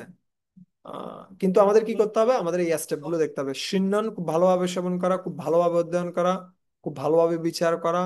এখান থেকে পার্সোনাল অ্যাপ্লিকেশন কি রয়েছে, প্রিচিং অ্যাপ্লিকেশন রয়েছে, কি রয়েছে, মানে আমার জীবনে প্রয়োগ করার কি রয়েছে, প্রচারে কি প্রয়োগ করতে পারি, কি কি বুঝতে পারলাম। আহ, ঠিক আছে। আর সনাতন গোস্বামী বলছেন খুব সুন্দর শ্লোকে, মতেক বন্ধো মত সঙ্গীন মদ গুরু মত মহাধন মন্নিস্তারক মদ্ভাগ্য মদানন্দ নমস্তুতে। মত এক বন্ধু, আমার একমাত্র বন্ধু হচ্ছে শ্রীমদ্ ভাগবতম। মত সঙ্গীন, আমার সঙ্গী হচ্ছেন শ্রীমদ্ ভাগবতম। মদ গুরু, আমার গুরু হচ্ছে শ্রীমদ্ ভাগবতম। মন মহাধনম, আমার মহাধন হচ্ছে শ্রীমদ্ ভাগবতম। আমার মহাধন কি নয়, টাকা পয়সা ব্যাংক ব্যালেন্স গুলো নয়, এই শ্রীমদ্ ভাগবতম হচ্ছেন মহাধন, ঠিক আছে। মন নিস্তারক, নিস্তারক মানে হচ্ছে যিনি উদ্ধার করতে পারেন, ঠিক আছে। So, আমার উদ্ধারক হচ্ছেন শ্রীমদ্ ভাগবতম। এবং আমার ভাগ্য সুপ্রসন্ন করতে পারে কে, এই শ্রীমদ্ ভাগবতম। আর আমার আনন্দের উৎস হচ্ছে কে, শ্রীমদ্ ভাগবতম। আমাদের আনন্দ উৎস হবে না কি সোশ্যাল মিডিয়া, আমাদের আনন্দ উৎস হবে না কি গান বাজনা বিভিন্ন কিছু, না। আমাদের আনন্দের উৎস হবে শ্রীমদ্ ভাগবতম অধ্যয়ন করা, আমাদের আনন্দের উৎস হবে ভগবানের জন্য কীর্তন করা, ভগবানের জন্য রন্ধন করা, ভগবানের জন্য কি করা, সেবা করা, ঠিক আছে। এগুলো হবে আমাদের আনন্দের উৎস। আমি সেই শ্রীমদ্ ভাগবতমকে প্রণাম নিবেদন করি, ঠিক আছে। এবং এই শ্রীমদ্ ভাগবতম হচ্ছে স্বয়ং শ্রীকৃষ্ণ, যেটা আমরা আগেও বলছিলাম। কৃষ্ণ তুল্য ভাগবত বিভু সর্বাশ্রয়, প্রতি শ্লোকে প্রতি অক্ষরে নানা কথা কয়, ঠিক আছে। কৃষ্ণ যেমনি বিভু, কৃষ্ণ যেমনি আহ অহম সর্বস্ব প্রভব মত্ত, আমার কাছ থেকে এই সমস্ত কিছু সৃষ্টি হচ্ছে, এভাবে যেমনি তিনি বর্ণনা করছেন। মাত্র পরতরম নেন না, আমার থেকে শ্রেষ্ঠ আর কেউ নেই। ঠিক একইভাবে ভাগবত হচ্ছে বিভু, কৃষ্ণ যেমনি সকলের আশ্রয় প্রদান করেন, ঠিক একইভাবে ভাগবতম হচ্ছে সবার আশ্রয়, ঠিক আছে। প্রতি শ্লোকে প্রতি অক্ষরে, প্রত্যেকটা শ্লোক প্রত্যেকটা অক্ষরে শ্রীমদ্ ভাগবতম বিভিন্ন ধরনের কি প্রদান করেন, শিক্ষা প্রদান করেন। যতটুকু আমরা গ্রহণ করতে পারবো, যতটুকু আমরা পবিত্র হচ্ছে সে অনুসারে শ্রীমদ্ ভাগবতম আমাদের সাথে কথা বলেন, ঠিক আছে। আমাদের যে পর্যায়ে আমরা রয়েছি সে পর্যায় অনুসারে আমরা কিভাবে উন্নত হতে পারি, সেই শিক্ষাটা ভাগবতম আমাদেরকে প্রদান করেন। একই জিনিস হয়তো গুরু মহারাজও পড়ছেন, একই জিনিস হয়তো একজন নবীন ভক্তও পড়ছেন, কিন্তু ভিন্ন ভিন্ন উপলব্ধি তারা প্রাপ্ত হবে শুদ্ধতার মাপকাঠি অনুযায়ী, ঠিক আছে। বেদা পুরাণ কাব্যম চ প্রভু মিত্র প্রিয়ৈব চ बोधयन्त इति हि प्राहुः ত্রিবিধম ভাগবতম পুনঃ। বেদ, পুরাণ এবং কাব্য তারা ভিন্ন ভিন্ন ভাবে মানুষকে শেখায়। বেদ কিসের মতো শেখায়? বেদ প্রভুর মতো শেখায়, এটা করো, এটা করবে না, স্ট্রং ইনস্ট্রাকশন। ঠিক আছে। পুরাণ কিসের মতো শেখায়? পুরাণ মিত্র, মিত্র মানে হচ্ছে বন্ধুর মতো শেখায়। ঠিক আছে, বিভিন্ন কাহিনী বলবে, এগুলোর মাধ্যমে শিক্ষা প্রদান করবে পুরাণ। ঠিক আছে। আর কাব্য আছে খুব সুন্দর, কি রয়েছে, ছন্দ রয়েছে। কাব্যে খুব সুন্দর কি রয়েছে, কথাগুলো খুব সুন্দর, উপমাগুলো খুব সুন্দর। ঠিক আছে। প্রিয়ই বচ, ঠিক যেমনি একটা ছেলে এবং একটা মেয়ে তারা যখন প্রেমে পড়ে, তারা যেভাবে কথা বলে, খুব ছোট ছোট করে কথা বলে যেন কেউ না শুনে। হ্যাঁ, তাদের কথাগুলো অনেক সুন্দরভাবে তারা উপস্থাপন করতে চায়। ঠিক একইভাবে কাব্য প্রিয়ের মতো শেখায়। কিন্তু শ্রীমদ্ ভাগবতম এই তিনটি উপায়ে শেখায়। এখানে কিছু কিছু জায়গায় আপনি দেখবেন খুব কঠিন কঠিন ইনস্ট্রাকশন রয়েছে। ঠিক আছে। কিছু কিছু জায়গায় দেখবেন খুব সুন্দর কাহিনী রয়েছে। আর কিছু কিছু জায়গায় এত সুন্দর আপনি শ্লোক পাবেন, যে শ্লোকগুলো শোনার সাথে সাথে আপনার মনে হবে যে আমি এই শ্লোকের প্রেমে পড়ে গেছি। ঠিক আছে। বোধয়ন্ত হি ইতি হি প্রাহুষ ত্রিবিধম ভাগবতম। ভাগবতম এই তিনটি উপায়ে শেখায়। এখন প্রশ্ন হচ্ছে, এই শ্রীমদ্ ভাগবত যে আমরা পাঠ করব, আমাদের কি রকম যোগ্যতা থাকা উচিত? ঠিক আছে। পাঠকের কি কি যোগ্যতা থাকা উচিত? প্রথমত, সে গুরুদেবের প্রতি শ্রদ্ধাশীল হওয়া। গুরুদেবের কৃপাতেই কেউ ভগবানকে জানতে পারে।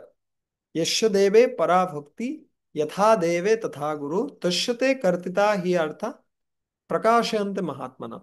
যে প্রকার স্নেহ, ভালোবাসা, প্রেম আমাদের ভগবানের প্রতি রয়েছে, শ্রদ্ধা ভগবানের প্রতি রয়েছে, সেই রকম যখন আমাদের সদ্গুরুদেবের প্রতি থাকে, যিনি পরম্পরা ধারায় রয়েছেন, তখন প্রকাশয়ন্তে মহাত্মানো, সেই মহাত্মার হৃদয়ে ভগবান কি করেন? প্রকাশ করেন। দিব্য জ্ঞান হৃদয়ে প্রকাশিতা, সেই ব্যক্তির হৃদয়ে ভগবান তার যে জ্ঞান সেটাকে প্রকাশ করেন। ঠিক আছে। Yes, যথার্থ গুরু পরম্পরার ধারায় আমাদের আশ্রিত হওয়া উচিত। ঠিক যেমনি সুত গোস্বামীর মহিমা কীর্তন করছেন, ব্যত্ত তৎসাম্যম। আহ, আপনি যেহেতু শ্রদ্ধাশীল এবং বিনীত, তাই ব্রূহি স্নিগ্ধস্য শিষ্যস্য গুরুব গুহ্যম অপিয়ুতা। স্নিগ্ধ আহ, শিষ্যের কাছে গুরুদেব কি করেন? তার হৃদয়ের যে ভাব সেটা প্রকাশ করেন। সবার কাছে সেটা করেন না। যে শিষ্য খুব বিনীত, যে শিষ্য খুব স্নিগ্ধ স্বভাব সম্পন্ন, স্নিগ্ধ শব্দের আরেকটা অর্থ হচ্ছে আহ কি বলা যায়, স্নিগ্ধ শব্দের অর্থ হচ্ছে মানিয়ে নেওয়া বিভিন্ন পরিস্থিতিতে।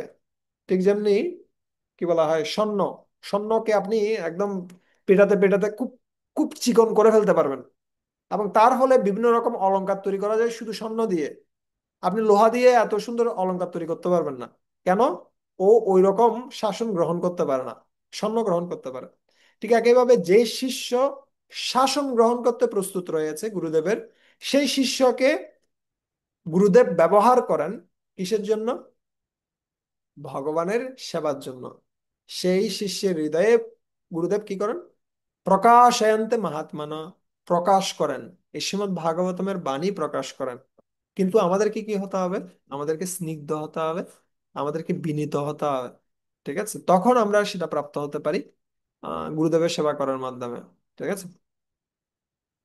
সো হুম, আমি কয়েকদিন আগে একটা প্রবচন শুনছিলাম আমার গুরু মহারাজের কাছ থেকে। গুরু মহারাজ ওখানে বলছিলেন যে কি শ্রীমদ্ ভাগবতম হচ্ছে একটা মধুর বোতলের মতো। আচ্ছা, একটা মৌমাছি যদি মধুর বোতলে বিভিন্ন ভাবে চেষ্টা করে প্রবেশ করার, ও পারবে না কোনো রকমে। কারণ ওটার কি রয়েছে? লিড রয়েছে, ঢাকনা রয়েছে। এই ঢাকনার আশেপাশে যখন সে ঘুরবে, তখন একটু আধটু সুগন্ধি সে পাবে, কিন্তু আসলে সে মধুর টেস্ট পাচ্ছে না। ঠিক আছে। মধুর টেস্ট পেতে হলে কি লাগবে? মধুর টেস্ট পেতে হলে ঢাকনাটা খুলে সেটার ভিতরে প্রবেশ করতে হবে। আর কে খুলতে পারেন মধুর টেস্ট? মধুর টেস্ট খুলতে পারেন ডাকনাটা খুলতে পারেন কে? ডাকনাটা খুলতে পারেন একমাত্র গুরুদেব। ঠিক আছে। সো এভাবে আমরা যখন গুরুদেবকে কি করি, গুরুদেবের সেবা করি, গুরুদেবের কথা অনুসারে জীবন ধারণ করি, তখন আমরা কি প্রাপ্ত হতে পারি? সেই জ্ঞানটা প্রাপ্ত হতে পারি। ঠিক আছে। এবং সেই সাথে আমাদের কি করা উচিত? শুধুমাত্র কি নয়, অধ্যয়ন নয়, সেই সাথে আমাদের সেবা করা উচিত। সেবা হচ্ছে সেই ট্রান্সফরমারটা, যেটার মাধ্যমে কি হয়, যেটার মাধ্যমে আমাদের জ্ঞান বিজ্ঞানে পরিণত হয়। আমাদের যা জ্ঞান রয়েছে সেটা কিসে পরিণত হয়? সেটা উপলব্ধিতে পরিণত হয়। ঠিক আছে। সো শুশ্রূষ শব্দধানস্য বাসুদেব কথা রুচি সন্মহৎ সেবয়া বিপ্র পুণ্যতিত্তা নিষেবনা। ভগবানের ভক্তদের সেবা করার মাধ্যমে কি হয়? ভগবানের বাণীর প্রতি আমাদের আকর্ষণ জন্মায়। ঠিক আছে, আসক্তির উদয় হয় এর মাধ্যমে। ঠিক আছে। সো সেবা। হুম। তারপরে কি প্রয়োজন? তারপরে নির্মৎসর হওয়া। নির্মৎসর মানে কি? অন্য কারো প্রতি ঈর্ষান্বিত না হওয়া, যেটা শ্রীমদ্ ভাগবতের প্রথমেই বর্ণনা করছেন, পরমা নির্মৎসরানাম শতাম। আমরা আমাদের যারা সমপর্যায়ভুক্ত যারা রয়েছে, অথবা আমাদের থেকে যারা সিনিয়র রয়েছে, তাদের প্রতি যেন কখনো ঈর্ষাপরায়ণ না হয়। কেউ ভালোভাবে ভগবানের বাণী প্রচার করছে, হ্যাঁ, তার তার কার্যক্রমে যেন আমি আনন্দিত হই। যখন আমি আনন্দিত হচ্ছি, কেউ সাফল্য অর্জন করেছে তাতে যখন আমি আনন্দিত হই, তখন সে যতটুকু কৃপা পাই, ততটুকু কৃপা আমিও পাচ্ছি। ঠিক আছে। ওই জন্য কি, জল যেমনি 100 ডিগ্রি সেলসিয়াসে শুধুমাত্র ফুটতে থাকে, এর আগে ফুটবে না, ঠিক একইভাবে যখন কোনো জীব সম্পূর্ণরূপে নির্মৎসর হয়ে ভগবানের সেবা করার প্রচেষ্টা করছে, তখনই সেই ভাগবতমের বাণী উপলব্ধি করতে পারে। ঠিক আছে। আর কি করা প্রয়োজন? নিজেকে ক্ষুদ্র মনে করা। ঠিক আছে। আমি বিশাল কোনো পণ্ডিত নই, আমি ক্ষুদ্র একটা জীব, চেষ্টা করছি ভগবানের সেবা করার জন্য। ঠিক আছে। যদি কয়েকটা শ্লোক শিখে আমরা মনে করি যে আমরা ভাগবতম বুঝে গেছি, তাহলে বুঝতে হবে কোনো একটা প্রবলেম আছে। ঠিক আছে। এখানে কি বলছেন? ভাগবত বুঝি হেন যার আছে জ্ঞান, সে না জানে ভাগবতের প্রমাণ। অজ্ঞ হই ভাগবতে যে লয় শরণ, ভাগবত অর্থ তার হয় দর্শন। যে ব্যক্তি মনে করে আমি জানি অনেক কিছু, ভাগবত বুঝি, তো সে আসলে বুঝেনি।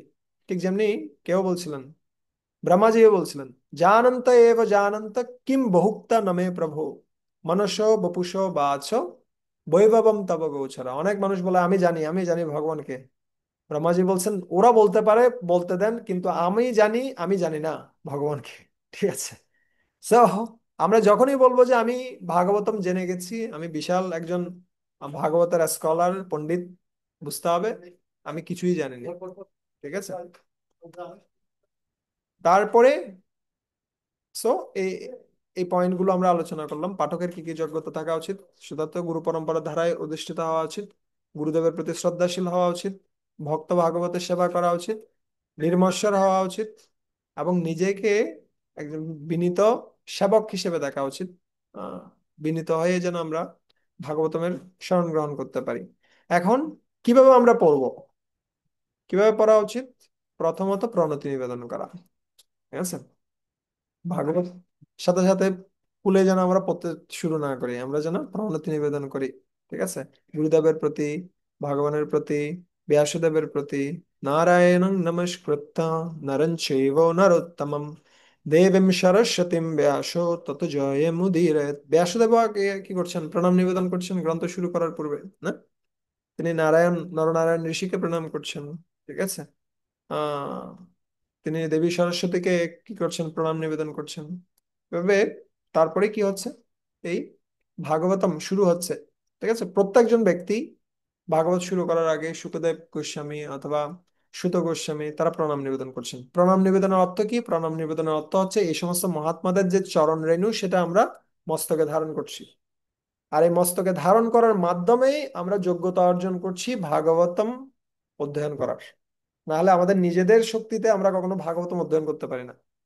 ঠিক আছে। মহীয়সাম পাদ রজ অভিষেক, মহাত্মাদের পাদরস দ্বারা যখন আমাদের মস্তক অভিষিক্ত হয়, তখন আমরা ভাগবতম বোঝার জন্য চেষ্টা করতে পারি।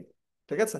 সো সেটা সম্ভব হচ্ছে কিসের মাধ্যমে? প্রণতি নিবেদনের মাধ্যমে আমরা কি পাচ্ছি? তাদের পাদরজ আমরা ধারণ করছি মস্তকে। আর এইভাবে আমরা ভাগবতমে প্রবেশ করার যোগ্যতা অর্জন করছি। ঠিক আছে। দ্বিতীয়ত হচ্ছে আমাদের কি করা উচিত? ধাপে ধাপে এই শ্রীমদ্ ভাগবতম পড়া উচিত, প্রথম স্কন্ধ থেকে শুরু করে দশম স্কন্ধ পর্যন্ত। ঠিক আছে। আহ এক লাফে কি করা উচিত নয়, দশম স্কন্ধে প্রবেশ করা উচিত নয়, যে কোনো জায়গা থেকে যে কোনো কিছু পড়া উচিত নয়, ধীরে ধীরে আহ পড়া উচিত। আমরা এখন শুরু করছি শ্রীমদ্ ভাগবতম অধ্যয়ন করা, কিন্তু কিছুদিন পরেই সবার মধ্যে একটা কি চলে আসবে, কিছুদিন যাওয়ার পরে এই উৎসাহের একটা ঘাটতি শুরু হয়ে যেতে পারে। তাই আমাদের সবসময় কি থাকতে হবে? দৃঢ় সংকল্পবদ্ধ থাকতে হবে। ঠিক আছে। আর যদি প্রথমত সুযোগ থাকে, ফার্স্ট ক্লাস ভাগবত অধ্যয়ন হচ্ছে কি করা? শ্রবণ করা। যদি আপনার সুযোগ থাকে, কোন একজন বক্তা খুঁজে নেন, তার কাছ থেকে গিয়ে শুনেন। যদি সেই সুযোগ না থাকে, তাহলে কাউকে বলেন, ভাগবত থেকে যা পড়েছেন তাহা অন্যদেরকে বলেন। এটা হচ্ছে দ্বিতীয় অপশন। যদি সেই অপশনও না থাকে, তাহলে বই খুলেন, পড়েন। ঠিক আছে। এটা তৃতীয় অপশন। কিন্তু বেস্ট অপশন হচ্ছে কি করা? ভাগবত শ্রবণ করা। আমাদের ক্ষেত্রে আমাদের তিনটাই করতে হবে। আমাদের কি করতে হবে? আমাদের ভাগবতম অধ্যয়নও করতে হবে, ভাগবত শুনতেও হবে, ভাগবত বলতেও হবে। যা যা কিছু আমরা পড়ছি শুনছি সেটা আমরা অন্যদেরকে বলবো। ঠিক আছে। এভাবে আমরা বৈষ্ণবদের আনুগত্যে কি করতে পারি? আমরা ভাগবতম অধ্যয়ন করতে পারি। এই জন্য এখানে খুব সুন্দর চৈতন্য চরিতামৃতে শ্লোক রয়েছে। কি শ্লোক এখানে বর্ণনা করছে? যাহ ভাগবত পর গিয়া বৈষ্ণবের স্থানে, একান্ত আশ্রয় কর চৈতন্য চরণে, চৈতন্যের ভক্তগণের নিত্য কর সঙ্গ, তবে তো জানিবা সিদ্ধান্ত সমুদ্র তরঙ্গ। ঠিক আছে। আহ ভাগবত পড়ো, কিন্তু কার কাছে গিয়ে? বৈষ্ণবের কাছে গিয়ে। এবং আশ্রয়টা কোথায় থাকবে? আশ্রয়টা থাকবে চৈতন্য চরণে। ঠিক আছে। এবং চৈতন্যের ভক্তগণের নিত্য কর সঙ্গ, আমাদের নিত্যদিন কি করা উচিত? চৈতন্য মহাপ্রভুর ভক্তদের সঙ্গ করা উচিত। এবং তার মাধ্যমে আমরা এই সিদ্ধান্ত সমুদ্র তরঙ্গ সম্বন্ধে জানতে পারবো। ঠিক আছে। আহ yes, এভাবে বৈষ্ণবদের অনুগত হয়ে, ব্যক্তি ভাগবতের অনুগত হয়ে আমাদের গ্রন্থ ভাগবত অধ্যয়ন করা উচিত। ঠিক আছে। সো আমরা শ্রীমদ্ ভাগবত প্রাপ্ত হচ্ছে শিলা প্রভুপাদের কাছ থেকে, এত সুন্দর তাৎপর্য। তো এটা হচ্ছে বৈষ্ণবের অনুগত হয়ে আমরা কি করছি? অধ্যয়ন করার চেষ্টা করছি। আর ভাগবতে কি বুদ্ধি? ঈশ্বর বুদ্ধি। ঠিক আছে। ভাগবতে অচিন্ত ঈশ্বর বুদ্ধি যার, সেই জানে ভাগবত অর্থ ভক্তি সার। যার এই সময় ভাগবতে কি রয়েছে? ঈশ্বর বুদ্ধি রয়েছে, সে এই ভাগবতের ভক্তি সার বের করতে পারে। তো এখানে একটা গুরুত্বপূর্ণ বিষয় হচ্ছে, আমি আগেও বললাম, ভাগবত হচ্ছে আমাদের প্রিয় বন্ধু।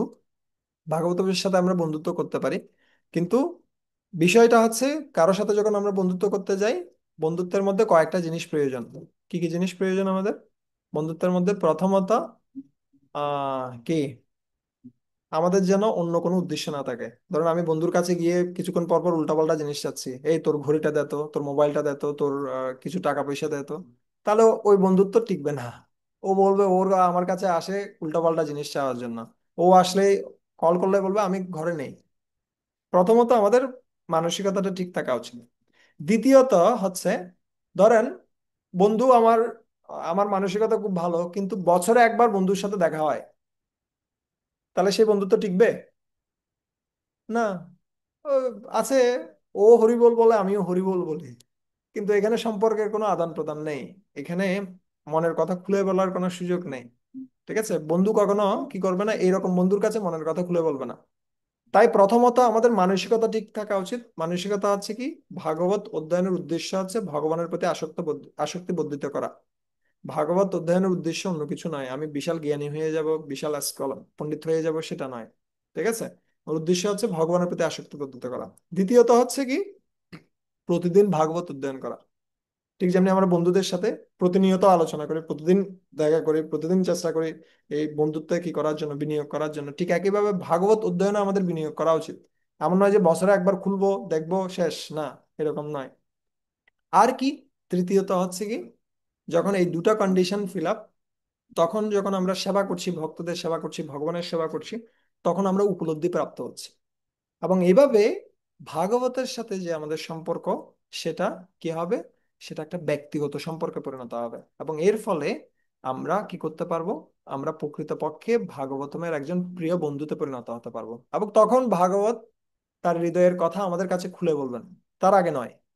ঠিক আছে? তাই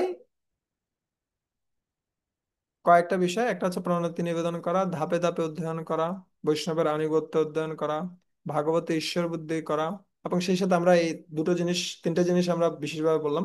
একটা হচ্ছে কি, আমাদের মানসিকতাটাকে ঠিক করা। মানসিকতাটা হচ্ছে ভাগবত অধ্যয়নের মূল উদ্দেশ্য হচ্ছে ভক্তি জাগ্রত করা, ভগবানের প্রতি আসক্তি বর্ধিত করা। দ্বিতীয় হচ্ছে আমরা প্রতিদিন পড়বো, নিয়মিত নিয়মিত আমরা সঙ্গ করব। আর তৃতীয়ত হচ্ছে আমরা যখন সেবা করব ভাগবত অধ্যয়নের সাথে সাথে, ঠিক আছে, তখন আমরা ডিটারমাইন্ড, খুব দৃঢ় ভক্তে পরিণত হতে পারবো। ঠিক আছে?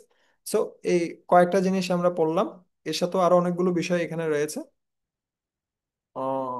ওকে, ইয়েস, আমরা শেষের দিকে চলে আসি।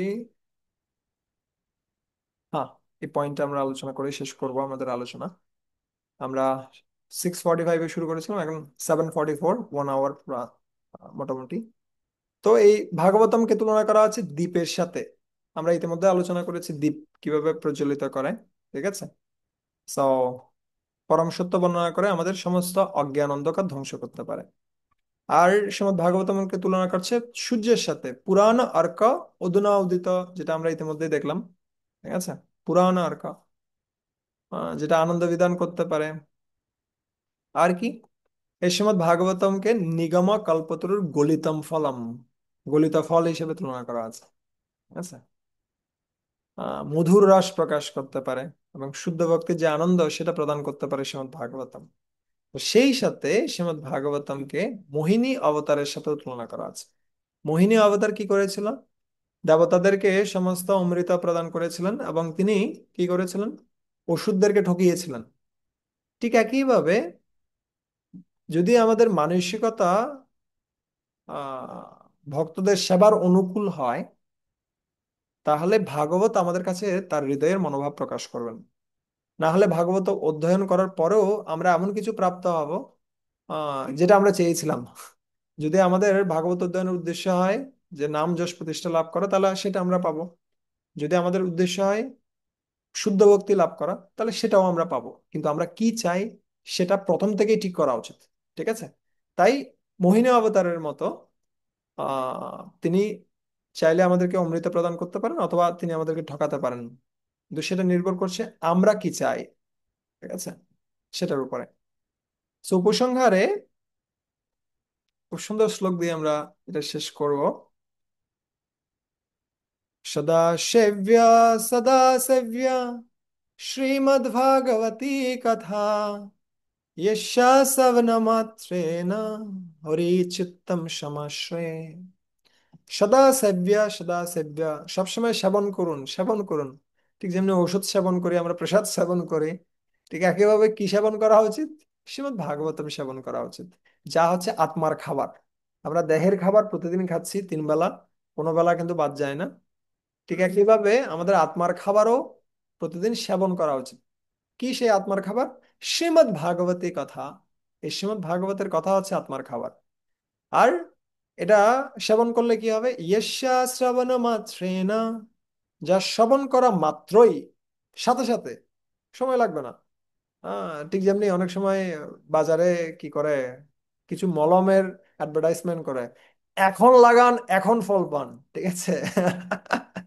লাগাবেন, ব্যথা চলে যাবে মুহূর্তের মধ্যে। ঠিক একইভাবে এখানে অ্যাডভার্টাইজমেন্ট করছে ইয়স্যা শ্রবণ মাত্র না, যা শ্রবণ করা মাত্রই, সাথে সাথে, হরি চিত্তম সমাশ্রয়, হরি আমাদের হৃদয়ে কি হন, আবির্ভূত হন। ঠিক আছে? হৃদয়ে তিনি একটা আসন গেড়ে বসেন, তিনি আর কোথাও যেতে চান না, যদি আমরা নিয়মিতভাবে কি করি, শ্রীমদ্ ভাগবতম শ্রবণ করি। আর যাদের ঘরে বিগ্রহ রয়েছে অথবা আসন রয়েছে, সেখানে বিগ্রহগণ রয়েছেন, তাদের জন্য আপনারা ভাগবতম পড়তে পারেন। ঠিক আছে? অনেক সময় হয় কি, কে শুনবে, কার জন্য আমি পড়বো না, আপনি শ্রীমদ্ ভাগবতম আপনার বিগ্রহের জন্য পড়ুন, গৌরনিতাইয়ের জন্য পড়ুন, রাধাকৃষ্ণের জন্য পড়ুন, তারা খুব পছন্দ করে। এবং আপনি যখন তাদের জন্য পড়বেন প্রতিনিয়ত, তখন আপনার হৃদয়টা পরিশুদ্ধ হচ্ছে। ঠিক আছে। সো আমরা চেষ্টা করলাম শ্রীমদ্ ভাগবতমের মহিমা কীর্তন করার জন্য। আমরা কিছু বিষয়ে আমরা জানলাম, যে কিভাবে গ্রন্থ অধ্যয়ন করা উচিত, কিভাবে আমাদের মানসিকতাটা কেমন হওয়া উচিত। আহ তো এইভাবে আমরা শ্রীমদ্ ভাগবতমে অবগাহন করার চেষ্টা করব সামনের দিনগুলো থেকে। আমাদের সুরেশ্বর মাধব প্রভু আরো বিস্তারিত বলতে পারেন কোর্সের বিষয়গুলো নিয়ে, আমরা আরো কিছু আলোচনা করতে পারি।